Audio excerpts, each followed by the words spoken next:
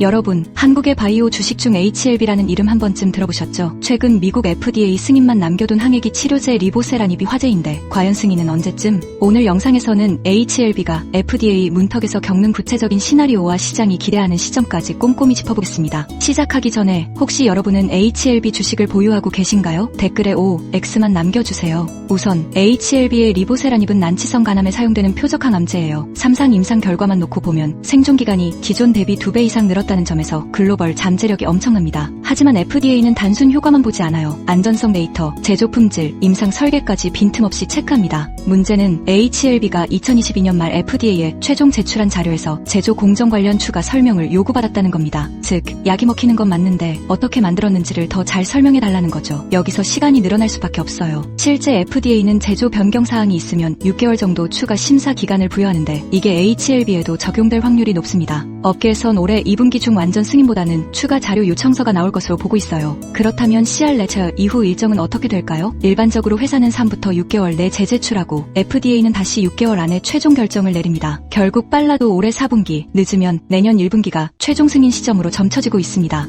여기서 관건은 HLB의 리스크 커뮤니케이션이에요. 투자자들에게 CR 레터의 반드시 부정은 아니라는 점을 명확히 할 수 있느냐죠. 실제 미국 바이오주들도 CR 레터 이후 주가가 급락했다가 최종 승인된 2배 이상 뛰는 패턴이 반복됐어요. HLB 역시 지난 3월 CR 기대감에 주가가 한때 30% 급등했죠. 시장이 긍정적으로 해석할 여지는 충분하다는 뜻입니다. 하지만 투자자들이 가장 궁금해하는 건 과연 미국 시장에서 매출이 얼마나 나올까예요. 난치성 간암 환자는 미국에 연간 약 4만 명, 리보세라닙이 20%만 점유해도 연 매출 5억 달러는 너끈히 가능하다는 게 증권사 추정이에요. 그런데 HLB는 또 한 번의 키포인트를 숨기고 있어요. 바로 패스트트랙 지정 여부죠. 패스트트랙은 FDA가 심사 기간을 단축해주는 제도인데 현재 리보세라닙은 아직 이 지정을 받지 못했습니다. 만약 CR 레터 이후 패스트트랙이 승인되면 최종 결정이 4개월로 줄어들 수도 있어요. 반면 패스트트랙이 없어도 HLB는 임상 데이터 강점 하나만으로 충분히 돌파 가능하다는 게 내부 시나리오입니다. 그렇다면 FDA 외에 또 다른 변수는 없을까요? 유럽 EMA 승인도 지켜봐야 합니다. HLB는 이미 유럽에서도 3상을 진행 중인데 EMA가 FDA보다 빨리 승인할 경우 미국 프리미엄도 커질 수 있어요. 실제로 최근 EMA는 난치성 약물에 대해 FDA보다 유연한 태도를 보이고 있거든요. 반면 FDA는 리스크 베네핏 비율을 가장 엄격하게 따지기 때문에 HLB가 유럽서 먼저 성과를 내는 게 오히려 미국 협상력을 높일 수 있습니다. 자, 여기서 잠깐 지금까지 듣고 계신 분들 중 FDA 승인이 늦어지면 주가가 무조건 떨어질까 라고 생각하신 분 계신가요? 잠깐 실험해보죠. 댓글에 늦어지면 떨어진다라고 쓰실 분은 1, 오히려 매수 기회라고 생각하시면 2를 적어주세요. 참고로 지난해 미국 바이오주 아서제는 CR 레터 소식에도 주가가 10% 올랐어요. 시장이 이미 기대감을 반영했기 때문이죠.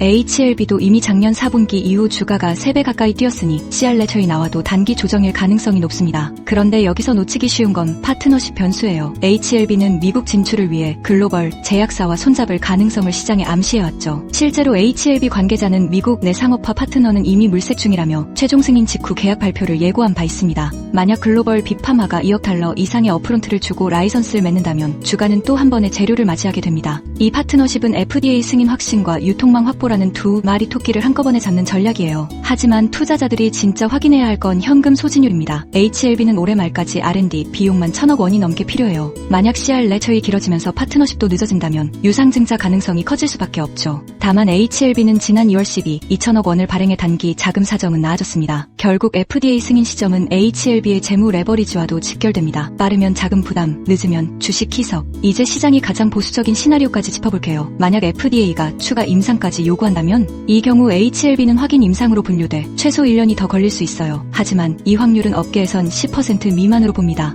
왜냐하면 리보세라닙은 이미 임상 종료점을 달성했고 FDA가 미충족 의료 수요를 인정했기 때문이죠. 결국 언제? 보다 중요한 질문은 내가 얼마나 기다릴 수 있느냐입니다. 단기 투자자라면 CR 레터 시점의 일부 차익 실현을 고려하고 중장기라면 파트너십과 유럽 승인을 지켜보는 게 핵심 전략이에요. 마지막으로 HLB의 경쟁사들은 현재 어디까지 왔을까요? 미국에서는 이미 레고라페닙이 1차 치료제로 쓰이고 있어요. 하지만 레고라페닙은 부작용이 많아 리보세라닙은 2차 치료 시장을 노리는 겁니다. 2차 치료 시장 규모는 1차의 절반이지만 가격 프리미엄을 높게 받을 수 있어 오히려 수익성이 좋죠. 또한 HLB는 조합 요법으로 영역을 확장할 계획입니다. 면역항암제와 병용 임상을 이미 설계 중이에요. 조합 요법이 성공하면 1차 시장에도 진입할 수 있어 TAM이 2배 이상 늘어납니다. 이 모든 시나리오를 종합하면 HLB의 FDA 승인은 올해 4분기 최종, 실패 확률 10% 미만이 현재 업계 컨센서스예요. 물론 투자는 리스크의 예술, 여러분이 내릴 최종 결정은 본인의 리스크 허용 범위를 먼저 체크하세요. 오늘 정리해드린 내용 중 가장 충격적이었던 포인트는 뭘까요? 댓글로 공유해주시면 다음 영상에서 TOP3 댓글을 선물로 챙겨드릴게요. 그리고 구독과 알림 설정만 해두셔도 FDA 승인 발표 직후 바로 실시간 리액션 영상을 올릴 예정이니 놓치지 마세요.